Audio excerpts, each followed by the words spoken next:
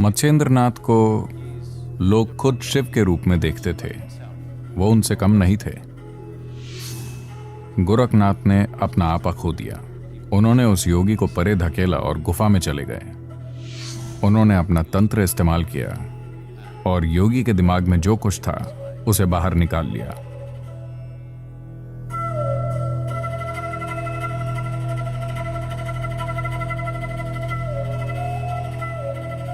Gorakhnath was a very, very accomplished yogi. Gorakhnath बहुत ही सिद्ध योगी थे। भारतीय योगिक संस्कृति के इतिहास में वो एक सितारे की तरह जो कई मायनों में असाधारण है। उनके गुरु थे मत्स्येंद्रनाथ। मत्स्येंद्रनाथ को लोग खुद शिव के रूप में देखते हैं। वो उनसे कम नहीं है, बस वो थोड़ा बाद में आए, मगर वो शिव जैसे ही हैं, उन्हें इसी तरह देखा जाता है। तो गोरखनाथ उनके शिष्य थे। गोरखनाथ अपने गुरु के घोर भक्त थे। मत्स्येंद्रनाथ ने देखा ये युवक किसी सिपाही की तरह बनता जा रहा है। वो बहुत उग्र हो रहा है। अपने गुरु के लिए उसका प्यार इतना तीव्र है कि वो एक सिपाही की तरह बनता जा रहा है, योगी की तरह नहीं। तो उन्होंने उन्हें हिमालय चले जाने और वहां 14 साल साधना करने को कहा।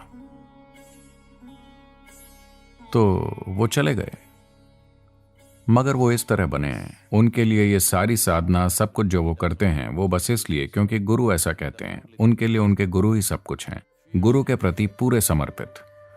तो जब वो हिमालय में बैठे 14 साल, हर दिन हर पल, वो बस पल गिन रहे थे कि कब 14 साल बीतेंगे और मैं अपने गुरु के पास वापस जाऊंगा। साथ ही वो साधना भी करते रहे। 14 साल की इस साधना के कारण उनके अंदर कई संभावनाएं आ गईं।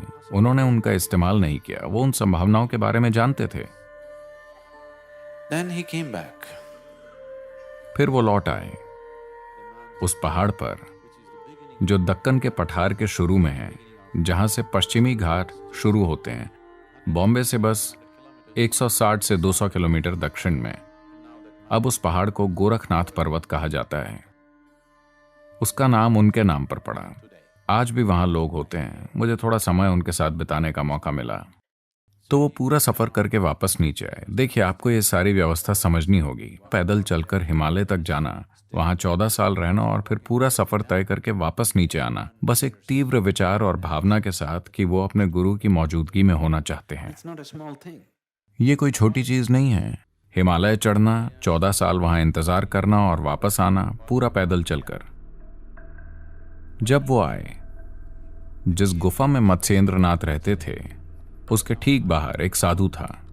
एक दूसरा योगी था जो वहां पहरा दे रहा था। तो वो वापस आए तो इस योगी ने उन्हें रोका और कहा, तुम गुफा में नहीं घुस सकते। गोरखनाथ बोले, क्या मैं गुफा में नहीं घुस सकता? मैं अपने गुरु से नहीं मिल सकता? मैं 14 साल से इंतजार कर रहा हूं। वो बोला, नहीं, आप नहीं घुस सकते।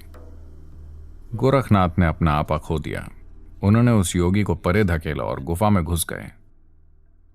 जब वो गुफा में गए तो वहां मत्स्येंद्रनाथ नहीं थे, गुरु वहां नहीं थे। तो वो व्याकुल हो उठे, कहां है वो? तो वो बाहर आए और योगी से पूछा, गुरु कहां है? वो बोला, मैं तुम्हें नहीं बताऊंगा। मैंने तुम्हें गुफा में घुसने से मना किया था, तुम मुझे धक्का देकर चले गए, मैं तुम्हें नहीं बताऊंगा। तो गोरखनाथ ने अपने तंत्र का इस्तेमाल किया और योगी के दिमाग में जो कुछ था उसे बाहर निकाल लिया और सीधा वहां पहुंचे जहां गुरु थे। उन्होंने गुरु की छुपने की जगह को ढूंढ निकाला। जैसे ही वो वहां पहुंचे, वहां गुरु ने एक दूसरे योगी के पास उनके लिए आदेश छोड़ा हुआ था कि उन्हें फिर 14 साल के लिए हिमालय जाना होगा, क्योंकि उसने उस साधना का दुरुपयोग किया जो मैंने उसे दी थी। मैंने उसे साधना आध्यात्मिक विकास के लिए दी थी, मगर उसने किसी और के मन में घुसने के लिए उसका इस्तेमाल किया, जो किसी योगी को कभी नहीं करना चाहिए। फिर से 14 साल। तो गोरखनाथ ने पूछा, क्या इस समय को कम करने का कोई उपाय है?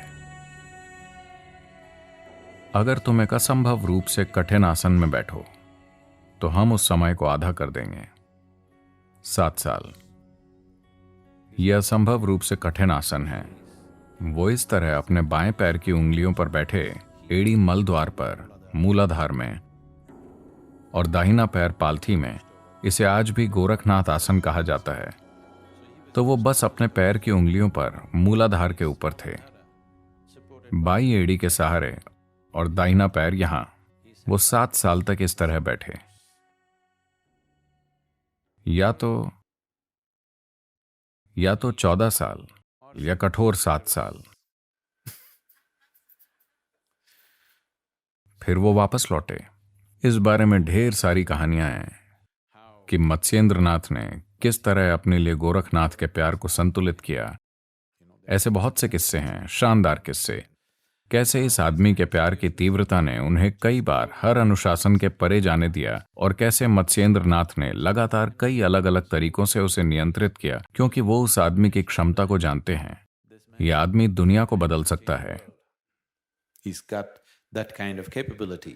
उनमें इस तरह की काबिलियत है, उनमें बहुत आग है, लेकिन स्थिरता और दिशा की कमी है। गोरखनाथ ने बाद में अपने गुरु के निधन के बाद भारत के सबसे व्यापक आध्यात्मिक आंदोलनों में से एक को स्थापित किया। अगर आप किसी को देखते हैं जिसके कान में एक बड़ी बाली हो, एक बड़ी बाली, आमतौर पर हड्डी की बाली, मतलब वो एक गोरखनाथी है। आमतौर पर आज भी गोरखनाथी हमेशा एक छड़ी और एक कुत्ता अपने साथ लेकर चलते हैं। वो कुत्तों से प्यार करते हैं। वो अपने कुत्तों को अपने कंधे पर लेकर चलते हैं। वो उन्हें चलने नहीं देते। ठीक है, हर समय उनके पास कुत्ते होते हैं जिनका रंग गहरा काला होता है। वो कोई दूसरा कुत्ता नहीं रखते, बस काले कुत्ते। और वो अपने कुत्तों से बहुत प्यार करते हैं। उनके कुत्तों को अच्छा खिलाया पिलाया जाता है। वो मोटे ताजे और अच्छे होते हैं, और वो उन्हें चलने नहीं देते। वो उन्हें उठाकर सैकड़ों मील चलते हैं। तो गोरखनाथियों को आमतौर पर इन दिनों नाथी या कनफट कहा जाता है, क्योंकि उनके कान में एक छेद होता है, तो उन्हें कनफट कहा जाता है। वो आज भी लोगों का बहुत उग्र समूह होता है। उसे काफी बुरे समय से गुजरना पड़ा, मगर अब भी ये उन समूहों में से एक है जिसमें सच्चे साधक हैं, जो हजारों साल बाद भी सक्रिय हैं। नाथियों का एक आश्रम है। सिद्धि प्राप्त करने वाले नाथियों की ढेर सारी समाधियां हैं। जिन लोगों को सिद्धि प्राप्त हुई उनकी पत्थर की समाधियां हैं, बाकियों को पेड़ों के नीचे दफना दिया गया। तो आपको बड़ी संख्या में वो देखने को मिलेंगे, जो उस प्रणाली की समृद्धि को दिखाता है कि इतने सारे लोगों ने सिद्धि प्राप्त की।